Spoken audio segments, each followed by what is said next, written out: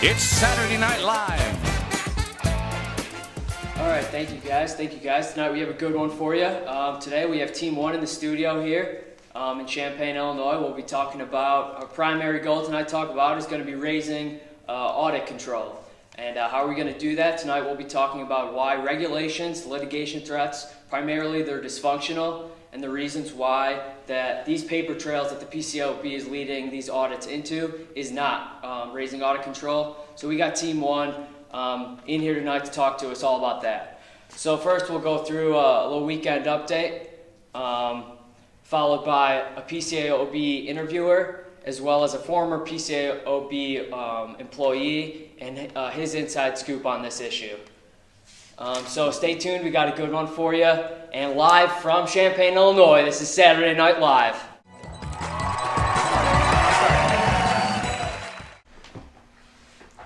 Bernie Madoff is back in the news. ABC is creating a show about his elaborate Ponzi scheme.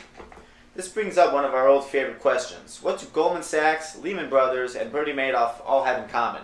Well, that is a great question. All three of these entities have come under scrutiny due to failed audits, even though regulations have increased. Before we continue, we must define what a restatement is. A restatement is a correction of errors in a public company. GAAP financial statements filed with the SEC. Restatements are filed when there is a material mistake found in the financial report. Let's begin our conversation in 2002, when the Sarbanes-Oxley Act shook the accounting world. One of the main goals of this act was to improve audit quality and to improve investor confidence in financial statements. In addition, SOX and PCAOB also stepped up and has steadily increased audit inspections in an attempt to restore investor confidence. Don't be afraid.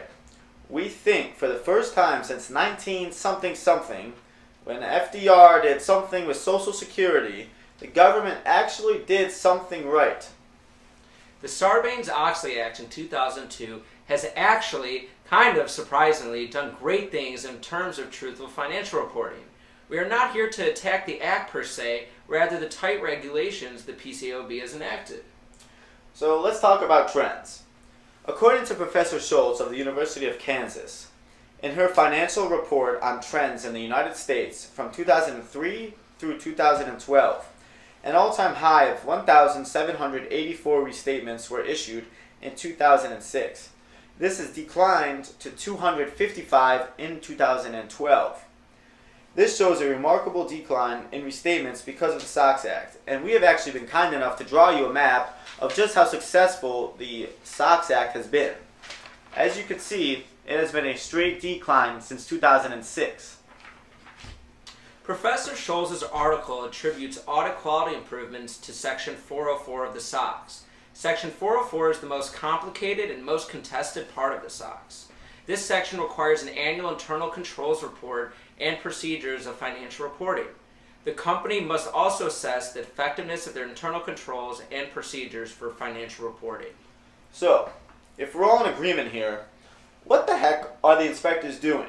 I mean, we are spending all this taxpayer money for tighter regulations, but Congress actually somewhat fixed it already. Jeremy, that is a terrific question. Stay tuned as we will have a one-on-one interview with the PCAOB inspector to see what they actually do. I want to leave you with one last thought. In conclusion, since the Sarbanes Act in 2002 was enacted, restatements have decreased. The ultimate goal of inspectors is to uncover the misstatements, so they're not totally useless, I guess. So, if I understand you correctly, the main idea is that inspectors are not finding more material mistakes, and that the SOX Act has been very effective in restoring confidence in the system. So let's end the tight regulations and have faith that the SOX Act is enough. In other news, Donald Trump lost the Iowa caucus. He is now balding at an all-time fast rate, and some reports have even stated that he's been mistaken for Bernie Sanders. That's all for tonight, folks. Have a great night.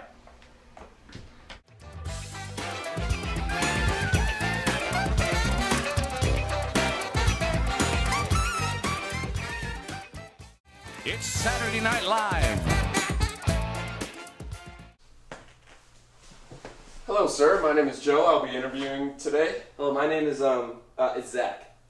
Okay, let's get started. I just want to say I'm super excited to apply for this position, so let's get started.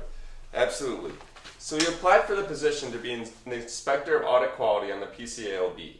So what role do you feel the PCAOB serves?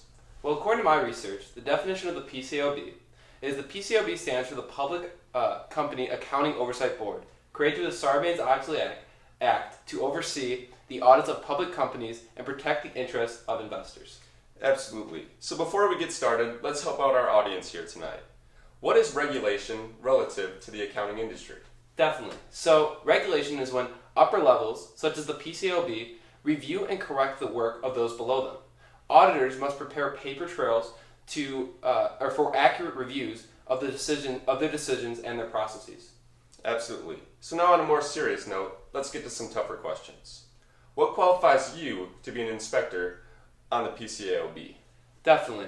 So, I used to work as an auditor in the public accounting realm roughly 3 years ago, and I feel that I would try and get back at it at the next level. Oh, so have you been keeping up with the consistent changes to the rules surrounding the auditing profession? Well, I haven't. However, I feel my past knowledge and experience in the profession will serve as a great asset in facing any of the challenges that may lie ahead. Okay. Why do you want this position? Well, I want this position because inspectors of the PCAOB are held in the highest regard.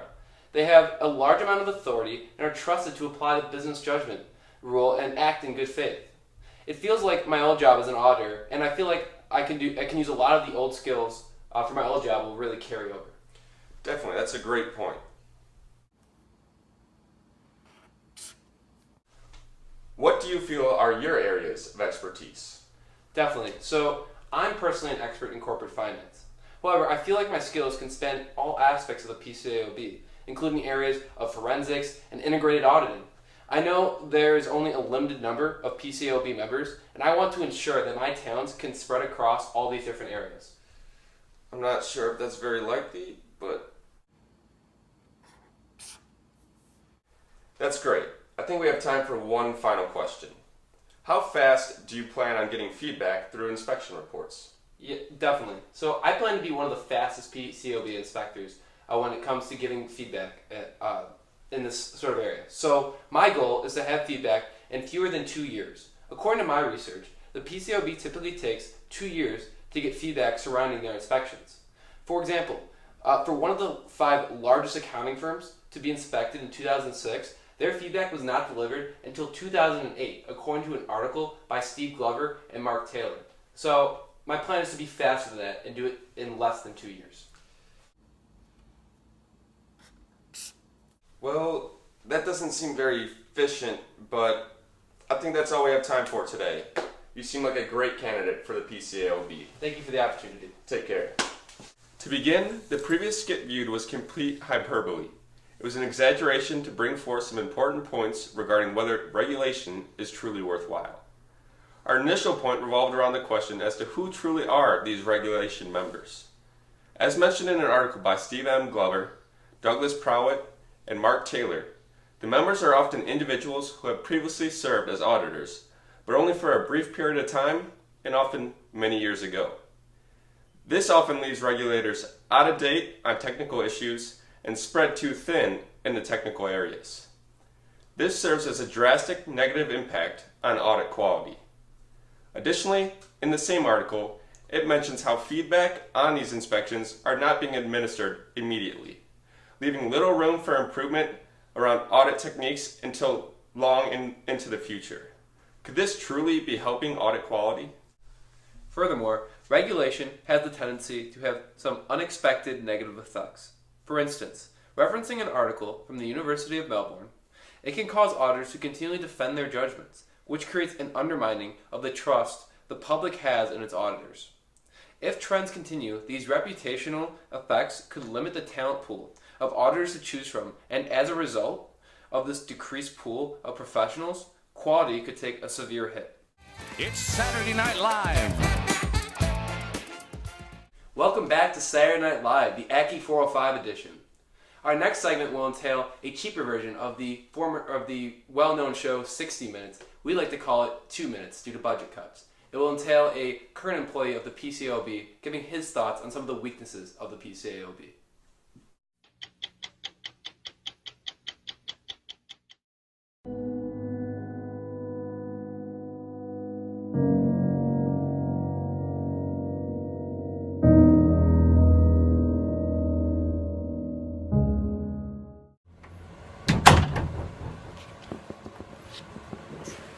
So hey, is it recording? No. Alright, so you promised me that my face isn't gonna show, right? Yeah. Alright, so let's get started then. So the question was, what do I think about PCAOB's audit quality inspection? Well, I think the idea is good, but it's just difficult to put everything together. There are a couple of problems posed by the PCAOB. The first problem is whether the PCAOB have adequate people to properly regulate the audit firms. Some of the things that we inspect are very difficult, and even when I was doing the inspections, I was sometimes unsure whether it was right or wrong. The PCAOB says that the inspection is audit quality inspection, but it's not really audit quality because it only engages in weaknesses. And these weaknesses are judgment calls. What I mean by judgment calls is that we're basically doubting the auditor's judgment on why they had used such threshold or why they passed certain tests.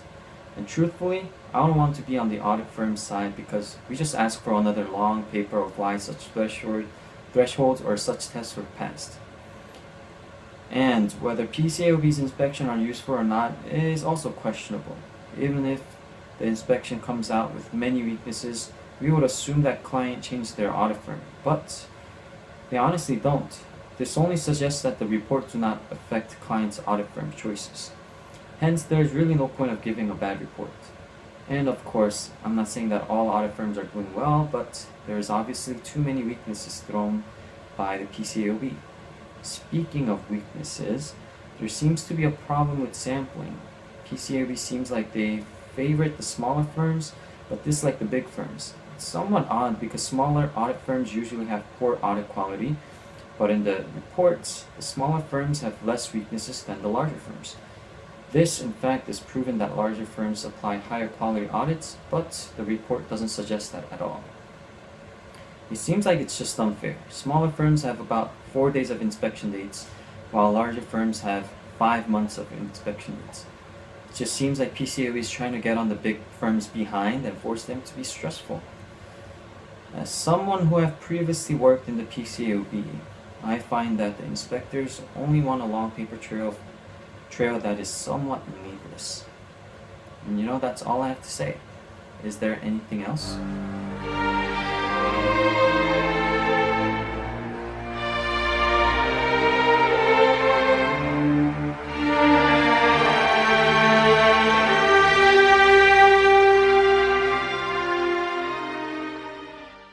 It's Saturday Night Live. Welcome back, guys. Welcome back to Mark's monologue to finish up for you guys. I want to outline first the 2 reasons why audit quality would increase if these audit firms weren't being second guessed by regulators and regulations. The first is that they would no longer have to fear being second guessed, so they can spend their time auditing another company beyond these bare requirements. The second is that these inspections revolve too heavily around penalizing audit firms, but it does not reward exceptional quality audits. Essentially, regulators set the bar at a certain level. These audit firms meet this level, but they have no incentives to go beyond it. For the 2 reasons we previously mentioned, these both show why lightening the regulations can increase audit quality and allow auditors to go above and beyond this bare minimum that these regulations set. In an ideal situation, we believe the audit judgment rule would translate to higher quality audits than these regulations already set in place. Essentially, what this audit judgment rule is, similar to that of the business judgment rule, is that these auditors would not be second guessed by the regulators and would not be held responsible for third-party losses, assuming that they act in good faith and in a thoughtful, deliberate manner. So that's all we got for you tonight. Thanks for tuning in to Saturday Night Live, ACCY 405 edition. Tune in next Saturday for some more good stuff.